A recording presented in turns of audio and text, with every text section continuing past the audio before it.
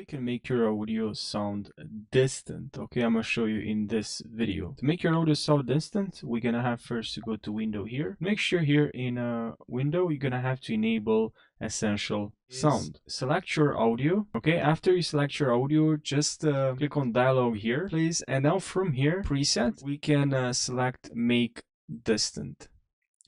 Now we can change the amount, but let's first play we can increase the amount. We can also increase the reverb. Here we have preset warm voice, and then we have a few presets here, church, and increase the amount. Well, we can also disable reverb if we want to. But in here we also have high tone and then low tone. We can analyze this and also disable dynamics if you want to increase as well. So what about right now? So I hope you found this short video helpful. Thanks for watching.